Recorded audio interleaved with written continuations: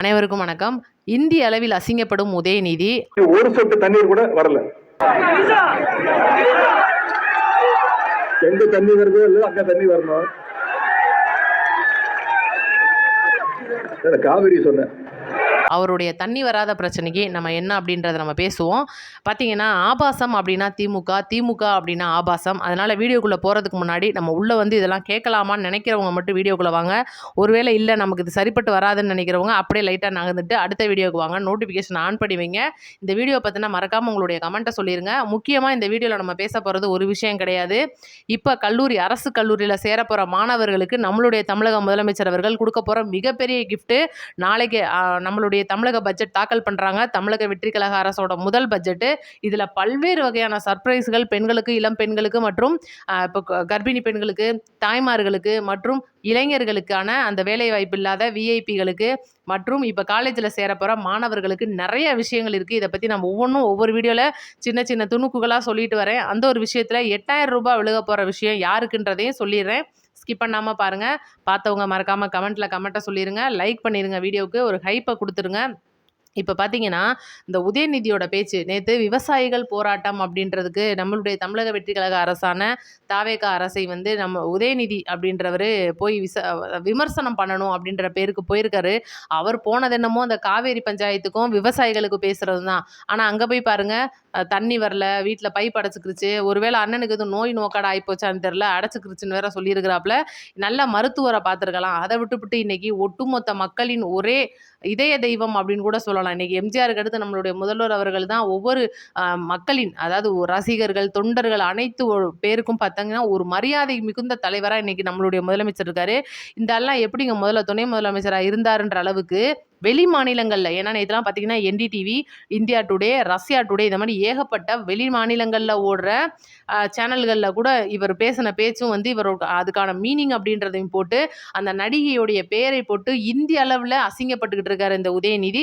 இவர் மட்டும் கிடையாதுங்க, ஒட்டுமொத்த திமுகவுக்கும் அசிங்கம் வாங்கி கொடுத்துருக்காரு. ஏன்னா ஒரு காலத்தில் பார்த்தீங்கன்னா இவருடைய தாத்தாவான கலைஞர் அவர்கள் ஆல்ரெடி பாவாடை நாடாவை அவுத்து பாருங்க அதில் எல்லாமே இருக்கும்னு பேசினவர் தான். அந்த வம்சாவளியில் வந்தவருக்கு இதெல்லாம் தேவை தானே அப்படின்னா, ஏன்னா அவங்களோட வளர்ப்பு அப்படி, அங்கேருந்து வந்தால் இப்படி தானே இருக்கும் பேச்சு அப்படின்னு பார்க்கலாம். இதே இது நல்ல குடும்பத்தில் பிறந்தவங்கலாம் பார்த்தீங்கன்னா நேற்று ஜேசன் சஞ்சய் முந்தா நேற்று பார்த்தீங்கன்னா ஒரு 3 பார்ட்டாக பார்த்துருக்காங்க அந்த இன்டர்வியூ. கிட்டத்தட்ட ஒவ்வொரு இன்டர்வியூ 3/4 மணி நேரத்துக்கு குறையாமல் ஓடிச்சு. எங்கேயாவது ஒரு இடத்துல தப்பான வார்த்தை வந்துருந்துச்சு அப்படின்னா நீங்கள் சொல்லுங்கள், நீங்கள் பார்த்துருப்பீங்கன்னு நான் நினைக்கிறேன். இதில் கொத்தூஸ் பார்த்துருக்கலாம், தும்பிகள் பார்த்துருக்கலாம், யார் வேணாலும் பார்த்துருக்கலாம். அது ஒரு நாகரிகமான பேச்சு. சினிமா பேச்சோ, அரசியல் பேச்சோ, குடும்ப பேச்சோ அனைத்து தரப்பினரும் கேட்கக்கூடிய ஒரு பேச்சு. இன்னைக்கு நம்மளுடைய முதலமைச்சர் அவர்கள் ஒவ்வொரு இடத்துலையும் வந்து இந்த திமுகவை தீய சக்தின்னு மட்டும் சொன்னால் பத்தாது, இனிமேல் ஆபாச சக்தின்னு சொல்லணும் அப்படின்றது தான் இன்னைக்கு ஒட்டுமொத்த தமிழக மக்களோட கோரிக்கையாக இருக்குது. ஏன்னா இவ்வளோ நாள் பார்த்தீங்கன்னா நாம் தமிழரை சேர்ந்த சில சீமானுடைய தம்பிகள் தங்கச்சிகள் தான் இந்த மாதிரி அசிங்கமாக பேசுவாங்க, காது கொடுத்து கேட்க முடியாது, ஒட்டுமொத்த பெண்களையும் நாராசமாக பேசுவாங்க, பெண்களை அசிங்கப்படுத்திக்கிடுவாங்க. இதுதான் நாம் தமிழர். இப்போ திமுகவும் மெல்ல மெல்ல அப்படி ஆயிட்டு வருது. ஏன்னா இன்னைக்கு பார்த்தீங்கன்னா முழுக்க அப்போ இருந்தே பார்த்தீங்கன்னா ரொம்ப மோசமான கட்சி தான்.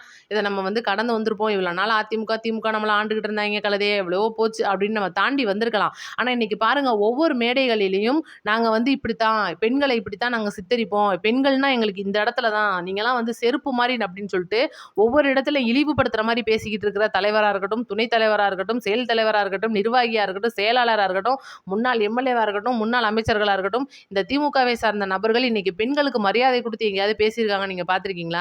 இப்போ 10 ஆண்கள் வரிசையாக ஷேர் போட்டு உட்காந்துருந்தாங்கன்னா அதில் 2 பெண்கள் கூட உட்காந்துருக்க மாட்டாங்க, 4 பேர் நின்றுகிட்டு இருப்பாங்க. இதுதான் திருமாவளவன் அவர்களுக்கும் நடந்துச்சு. நேற்று நீங்களாம் பார்த்துருப்பீங்க, திருமாவளவன் எங்கேயோ போறாப்புல 60 கிலோமீட்டர் வேகத்தில் போகிற ஒரு காரில் அந்த கட்சியுடைய நிர்வாகி ஒருங்கிணைப்பாளர்னு நினைக்கிறேன், அவர் வந்து தொத்திக்கிட்டு போகிறாரு.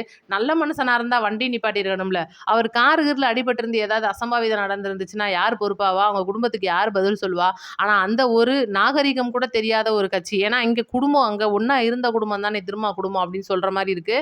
இன்னைக்கு விடுதலை சிறுத்தைகள் தம்பிகள் வந்து பார்த்துட்டு இருந்தீங்கன்னா தயவுசெய்து இதெல்லாம் பார்த்து புரிஞ்சுக்கோங்க. ஏன்னா ஆல்ரெடி பார்த்தீங்கன்னா துரைமுருகன் ஒரு பரப்புரையின் போது ஒரு விசிகாவுடைய நிர்வாகி ஏறி அவருக்கு ஏதோ ஒரு வேலை செய்யறதுக்கோ தண்ணி பாட்டில் கொடுக்கறதுக்கோ போனவரை ஒட்டுமொத்த மக்களோட மத்தியில் கன்னத்தில் அரைஞ்சவர் இந்த துரைமுருகன். அப்போ இவங்களுடைய அந்த ஆணவம் அப்படின்றது எங்கே உட்காந்துருக்குன்னு பாருங்க.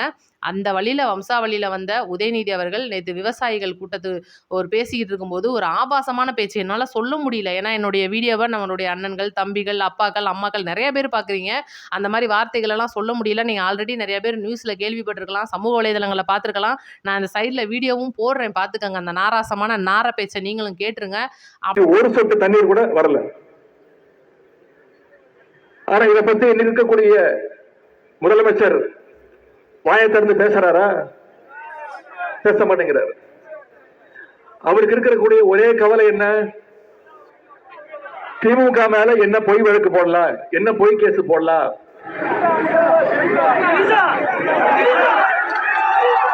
எங்க தண்ணி வருதோ இல்ல அங்க தண்ணி வரணும். காவிரி சொன்ன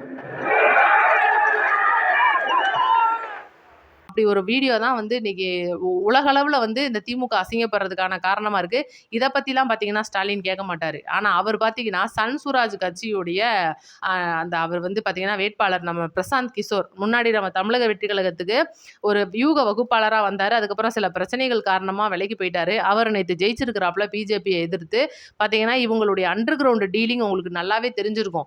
இதே பிரசாந்த் கிஷோர் அவர்கள் தமிழக வெற்றி கழகத்தில் வந்து இணைக்க வேலை பார்க்கும்போது என்ன பீகார்காரங்களை கூட்டிட்டு வந்திருக்கீங்க, தமிழ்நாட்டுக்காரங்களுக்குலாம் அறிவு இல்லையா, ஏன் இங்கெல்லாம் வந்து இருக்கிறவங்க வியூகம் வகுத்து தர மாட்டாங்களா, அங்கேருந்து வந்து தான் உங்களுக்கு வியூகம் வகுத்து தரணுமா, இவர் வந்து பார்த்தீங்கன்னா ஒரு சங்கிப்பா, இவர் வந்து முழுக்க முழுக்க பிஜேபியோட ஆள் அப்படின்னு சொல்லிட்டு இருந்தாங்க. ஆனால் பார்த்தீங்கன்னா இன்னைக்கு அவர் பிஜேபியை எதிர்த்து கிட்டத்தட்ட 20,000 வாக்குகள் அதிகம் பெற்று ஜெயிஸ்டாப்ல பாருங்க. உடனடியாக ஸ்டாலின் ஃபோன் பண்ணி வாழ்த்து சொல்லியிருக்கிறாப்ல.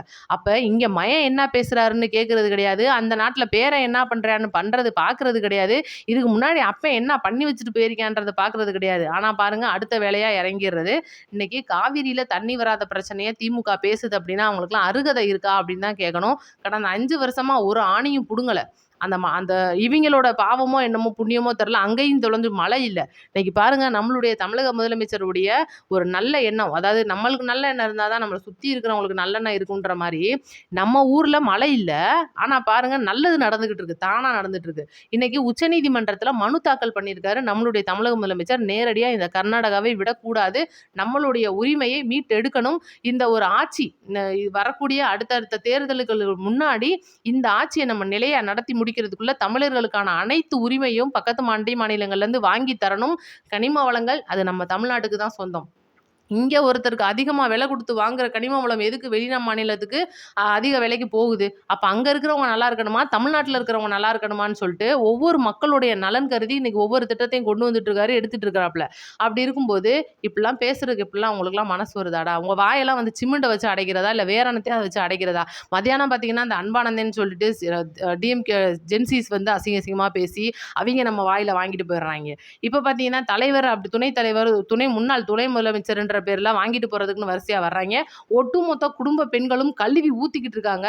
இன்னும் வேற ஏதாவது அண்ணனுக்கு பத்தல, உதய அண்ணன் பத்தல அப்படின்னா நம்ம ஜேசன் சஞ்சய் 2 டம்ளர் தர சொல்றேன், தண்ணி வாங்கி குடிச்சுக்கோங்க. அப்பதான் உங்களுக்கு வந்து புத்தி வரும் அப்படின்னு நான் நினைக்கிறேன். நான் சொன்னது வெறும் தண்ணியை தான். அடுத்து பார்த்தீங்கன்னா முக்கியமான விஷயத்துக்கு வருவோம். இன்றைக்கி தமிழக முதலமைச்சர் அவர்கள் நாளைக்கு தாக்கல் பண்ண போகிற பட்ஜெட்டில் 8,000 ரூபா அறிவிக்கிறார் சொன்னேன் பார்த்தீங்களா? அது என்ன 8,000 அப்படின்னா, இப்போ நம்மளுடைய கவர்மெண்ட் ஸ்கூலில் படிச்சிருந்து இப்போ 12th முடிச்சுட்டு இப்போ வரக்கூடிய கல்வியாண்டில் காலேஜ் சேர போகிற பிள்ளைங்களுக்காக, கவர்மெண்ட் ஸ்கூலில் படித்து கவர்மெண்ட் காலேஜில் சேர போகிற பிள்ளைங்களுக்காக 8,000 ரூபாய் வந்து அவங்களுடைய அக்கௌண்ட்டில் நம்மளுடைய முதலமைச்சர் அவர்கள் போட போகிறாரு. அடுத்து மகளிருக்கான 2,500 ரூபாய் மற்றும் இளைஞர்களுக்கான 4,000 ரூபாய் மற்றும் டிப்ளமோ படித்த இளைஞர்களுக்கான 2,500 ரூபாய், இவ்வளோ பெரிய திட்டங்கள் பட்ஜெட்டில் இருக்கிறதா நேற்று மிகப்பெரிய ஒரு அறிக்கை வந்து கசிஞ்சிருந்துச்சு. நிதியமைச்சர் மரிய வில்சன் அவர்களும் வந்து இதை வந்து உறுதிப்படுத்தியிருக்காரு. இவ்வளோ விஷயங்கள் பட்ஜெட்டில் அடங்கியிருக்கு. இன்னும் நிறைய திட்டங்கள் கொண்டுட்டு வர்றதுக்கு தொலைநோக்கு பார்வையோட பல திட்டங்கள் வந்து நம்மளுடைய முதலமைச்சர் அவர்கள் கொடுத்துருக்காங்க. 2-3 புதிய படிப்புகள் தமிழகத்துக்கு வரக்கூடியதாக இருக்குது. ஏஐ பற்றின அதிக தொழில்நுட்ப படிப்புலாம் வந்து வரதா இருக்குன்னு சொல்கிறாங்க. ஒவ்வொரு பணத்தையும் எப்படி வந்து உங்களுக்கு பதியணும், எப்படி நீங்கள் வாங்கணும்னு நான் ஒவ்வொரு வீடியோலையும் விளக்கம் சொல்லிட்டு இருக்கேன். இதிலே எதனா சந்தேகம்னா மறக்காமல் கமெண்ட்டில் கேளுங்க. அதே போல் நம்மளுடைய தமிழக முதலமைச்சர் அவர்களுக்கு ஒரு சர்ப்ரைஸ் அப்படின்னு சொல்லலாம். திடீர்னு வந்து இது வந்து தலைவலியா அப்படின்னு சொல்ல முடியாத அளவுக்கான அந்த தீப பிரச்சனை வந்து இறங்கியிருக்கு. இதுக்கு முன்னால உயர்நீதிமன்றம் கொடுத்த அதே தீர்ப்பை தான் உச்சநீதிமன்றமும் கொடுத்துருக்கு. இன்னும் 2 மாதங்கள்ல கார்த்திகைக்கு தீபம் ஏத்தி ஆகணும். இந்த முறையாவது திருப்பரங்குன்றத்துல தீபம் எரியுமா எரியாதா அப்படின்றது ஒட்டுமொத்த தமிழக பெண்களின் மற்றும் தமிழக மக்களின் ஒரு பார்வையா இருக்கு. பார்ப்போம். இஸ்லாமிய சகோதரர்கள் மற்றும் இந்து சகோதரர்கள் அனைவரும் இன்னைக்கு ஒத்துமையா இருக்கிற இந்த தமிழ்நாட்டுல ஒட்டுமொத்த மதமும் சொன்ன இந்த ஜனநாயகன் படத்துக்கு மத்தியில இந்த தீபம் எரியுமா எரியாதா அப்படின்றத உங்க கருத்தை மறக்காம கமெண்ட்ல சொல்லிட்டு போயிருங்க. எங்களை பொறுத்த வரைக்கும் கண்டிப்பா அண்ணன் தீபம் ஏத்துவார். இந்த நாட்டோட மத நல்லிணக்கத்தை காப்பாத்துவார் அப்படின்றது என்னுடைய கருத்து. உங்க கருத்தை சொல்லிருங்க. நம்ம வீடியோ 4 பேருக்கு ஷேர் பண்ணி விடுங்க. நன்றி, வணக்கம்.